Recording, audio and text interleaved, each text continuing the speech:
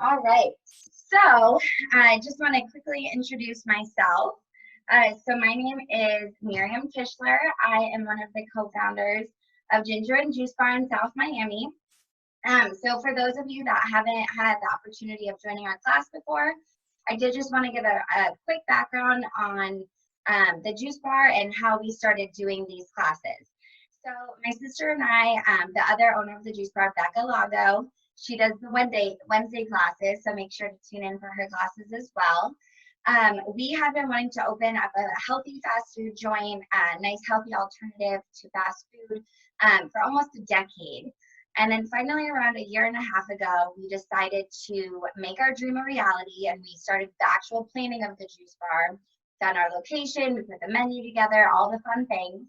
And we finally opened our doors in March of this year. So on March 1st, that was our opening day. And then actually 18 days later, it was very devastating for us, but we did have to temporarily close our doors due to COVID, just for the health and safety of everybody. So with that, we wanted to launch our Smoothie Sisters live classes, because even though our doors are temporarily closed, we still wanted to bring healthy recipes and the nutrition behind them to all of you, so you can make them in the comfort of your own home in the meantime. So with that, we are accepting donations. There's been a number of people that have asked how they can support us during the pandemic. So we did open up donations. We have a Venmo and a PayPal. Absolutely not required, but of course appreciated. And that money would just go towards helping us open after the pandemic. My sister Becca's on, and she'll add those links into the chat as well.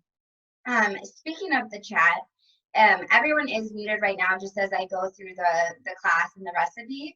But as I'm talking, if you have any question, if anything's come up, please go ahead and type them into the chat. And while the smoothie is blending, I'll go ahead and do my best to answer those. And if anything is missed, I'll send them out in an email after class when I send the recipe as well. So with that, today we are making a snickerdoodle cookie smoothie. So for those of you who were able to join last week, we did have a guest speaker on Smoothie Sisters Wednesday, and she talked about curbing sugar cravings with smoothies. So I wanted to bring this recipe today because it is a healthy snickerdoodle cookie, and it's a great way. I know we're trying to do our best to stay healthy during quarantine and during COVID. So this is a great treat for after dinner or even for breakfast, honestly. You can have it any time of the day. So we are making a snickerdoodle cookie today. It is one of my favorite cookies. So I wanted to share that with you all today. As I mentioned, I will be sending out the full recipe with all the different proportions after class. So keep an eye out in your email for that as well. So we're going to start out. I'm going to start out with my milk. So you can see all the ingredients here that we'll be using today. So we have oat milk, peanut butter, cinnamon, flaxseed, banana, dates, and garbanzo beans. So we have a lot of fun ingredients, and I'm excited to walk through them with you. I know garbanzo beans aren't something you normally think of in a smoothie, but believe me, they are delicious and add a lot of great nutrients. So today I am going to be using oat milk for this smoothie. I wanted a bit of a thicker milk for this recipe because we do want that more cookie consistency. I always actually used to use unsweetened almond milk in my smoothies. And in the last year or so, when oat milk became a lot more popular, I started, using that as well. And it really does add a great consistency to your smoothies, a little bit thicker. One thing I do want to mention is to always use unsweetened milks in your smoothies. There's really no need for that added sugar from the sweeteners they put in the milk, because the fruit, the dates, whatever else you're adding into your smoothie, there's already enough sugar in there. So you don't need any extra sugar into your diet from your milk source. So while I am using oat milk in this recipe, you can also use hemp milk, cashew, almond milk, really whatever you want. I know right now a lot of us don't have a ton of ingredients at home right now, so you can really substitute any milk you want. So we are going to start out with 1 cup of milk. So I'm just going to pour it right into the blender. All right.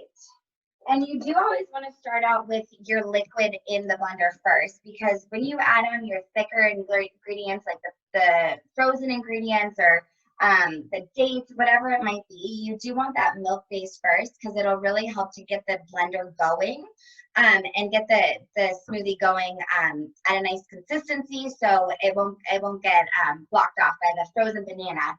The milk will help to really keep things blending and keep things going. So now that I have the milk in, next I'm going to add in one whole frozen banana. So you do want a larger banana for this recipe because this is actually the only frozen fruit ingredient we're using. So if the bananas you're using are smaller, just maybe do 1.5 frozen bananas. So when you freeze your bananas, one, always make sure to peel them. I know there's been some questions on that. Can you just put the banana in the freezer with the peel on? No, we don't recommend that because you're going to have a lot of trouble when you go to make your smoothie and peel the frozen banana. So definitely peel the banana first. And then I always recommend breaking it in half. So I do have a pretty powerful blender. I have a Vitamix. So it can pretty easily break up the half bananas into the smoothie.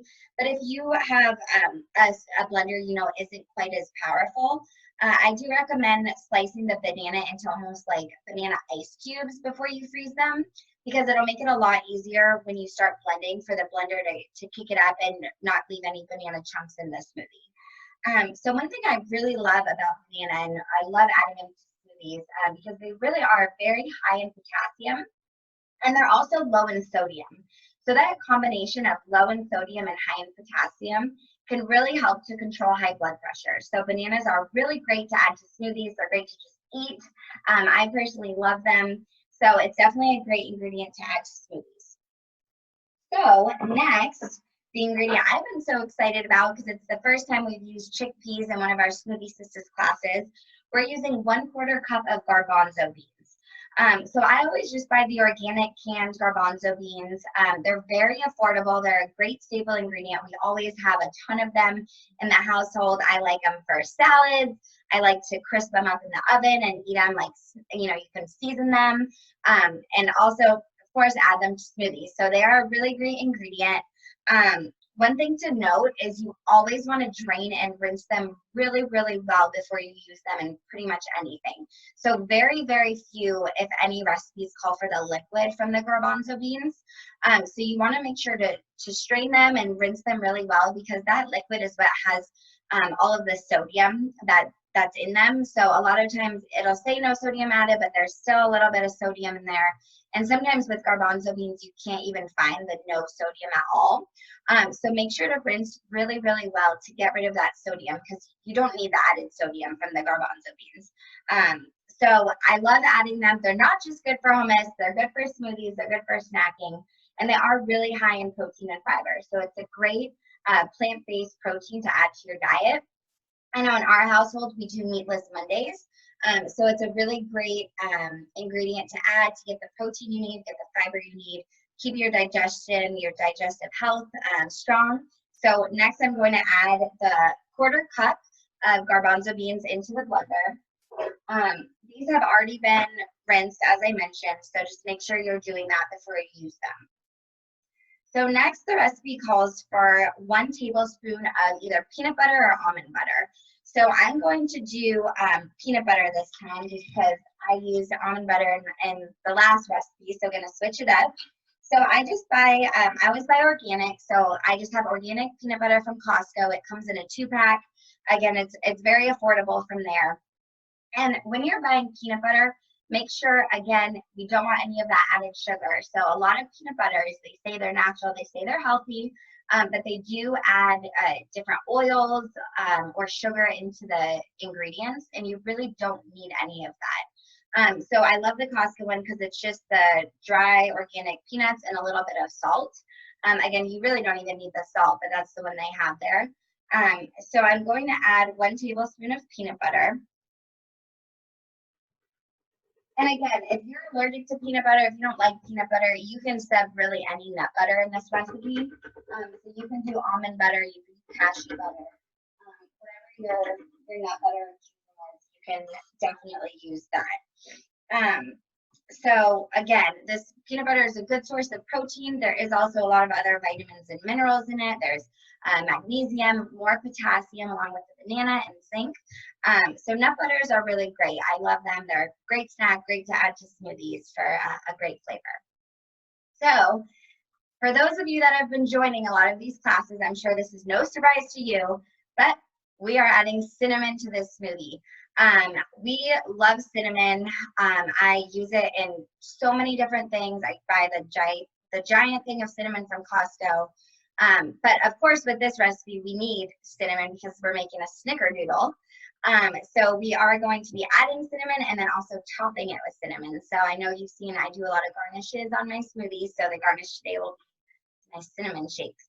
So we are going to add 1 teaspoon of cinnamon.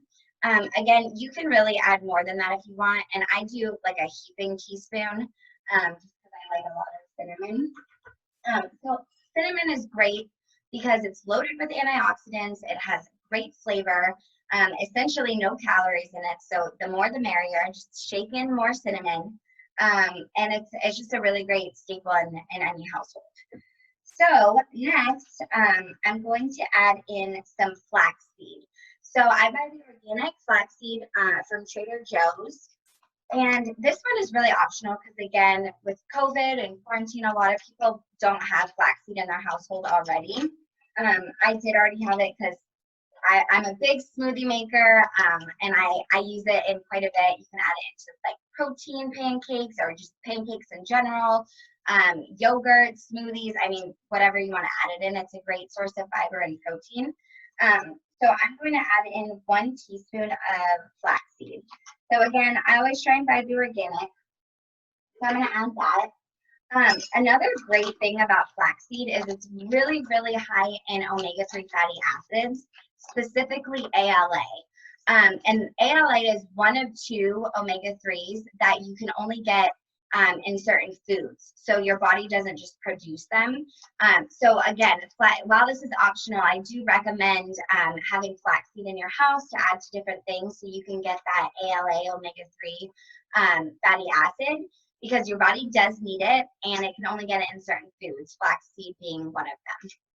So a normal serving size is 2 tablespoons, and 2 tablespoons contains 187% of your daily value. So, I mean, while we're not using a full serving size, we're just doing a teaspoon. You can see that flaxseed does have a lot of that ALA in it, which is really important for your health. All right. So next I'm going to add in 1 date. So it's just a medjool pitted date. While you can see there hasn't been a lot of fruit in the smoothie, there hasn't been a lot of added sugar, no sugar from the milk, no sugar from the peanut butter. So I am going to add in this date just for a little bit of added sweetness. It's not a lot, but for those who like to just snack on dates, they are really sweet. So they're high in natural sugar, but they're delicious. So you really don't need a lot of them to get that added sweetness. If you don't have dates, you can also certainly add like agave syrup or maybe a little honey if you want a little bit of a sweeter smoothie. You can certainly add that as well. Another great thing about dates is they do have a lower to medium glycemic index because they have a good amount of fiber. So they're really great to add to your diet to give you sustained energy, and they won't like spike your blood sugar. So I personally love dates. Whenever we make like a charcuterie board at home, I always add a couple on there because they're such a good treat. So I am going to add 1 in there. And then as I mentioned, we've only had that 1 frozen ingredient, the banana. I do like to have at least 2 frozen ingredients when I make my smoothies to get that really good consistency so it isn't watery. So I am going to add half a cup of ice, which I don't typically do, but in this case I am because this isn't going to be an overly sweet smoothie. It's really focused on that cinnamon for the snickerdoodle flavor. So I am going to grab my half cup of ice from the freezer. I didn't want to leave it out here so it would melt. So let me grab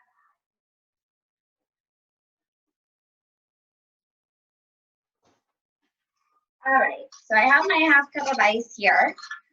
So next I'm going to just throw that in the blender. All right. So I use the Vitamix for all my smoothies. This was definitely an investment. I was actually at Target with my sister, my other sister, Laura, a few years ago, probably 5 years ago, and they had a sale on Vitamix, so we both got one. It's definitely an investment, but if that's something you're wanting, it has been wonderful. You can make like ice cream, smoothies, soups, all sorts of stuff in it. So with that said, I just put it to the smoothie setting, and it knows exactly how long to blend it. But if you don't have a blender with a smoothie setting, probably put it on setting like 3 or 4, and just kind of see if it's blending things up enough, and then you can always add it on for additional time.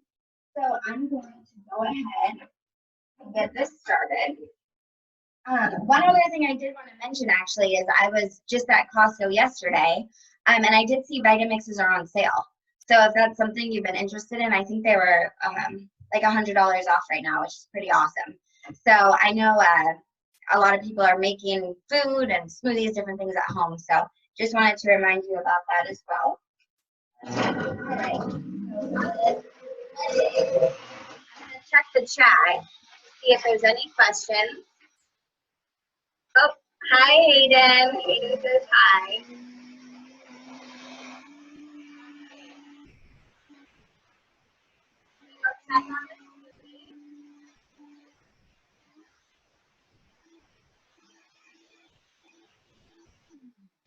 All right, so this one blended up really quickly because, like I said, it was just the one frozen banana and then a little bit of ice.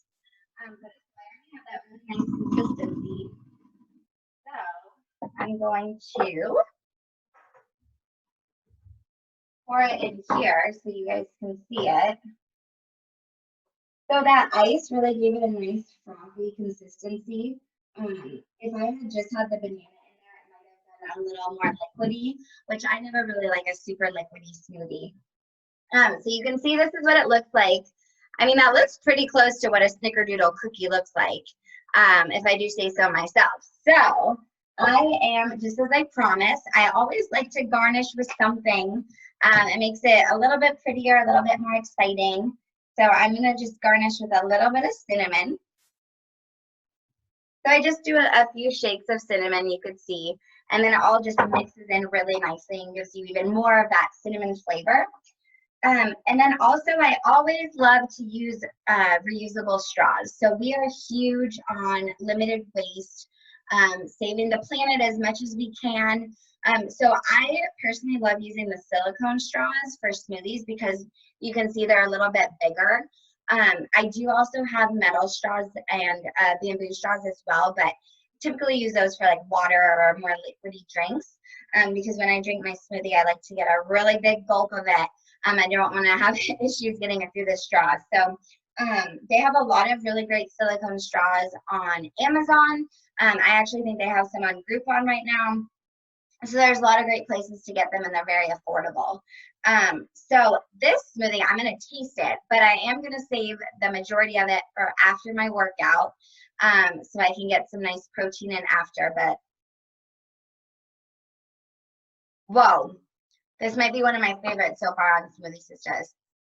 It is so, so good. If you love cinnamon, this is for you. You can't taste the garbanzo beans at all, which you might think they would stand out because hummus, if you like hummus, it's a pretty strong flavor. It's all garbanzo beans, but the cinnamon and the banana really masks it. So it's so delicious. I hope you'll try it. And if you do, please make sure to share the smoothie you make with us. So follow us on Facebook and Instagram at Ginger and Juice Bar. And if you make the smoothie, make sure to post it on your story or in a post and tag us so we can share it as well, and see what you guys made.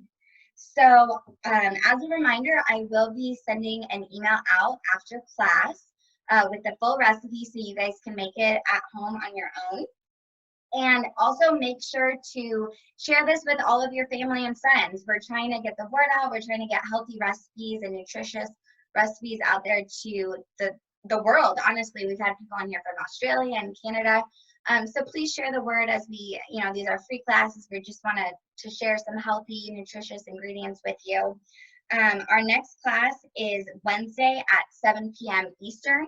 Like I said, my sister Becca will be hosting that one. I'm just going to check the chat one more time to see if there's any questions, which I don't see any. But if anything comes up, you can always message us on Instagram or Facebook. And cheers. I hope you guys enjoyed this smoothie, and I hope you enjoyed the class. I am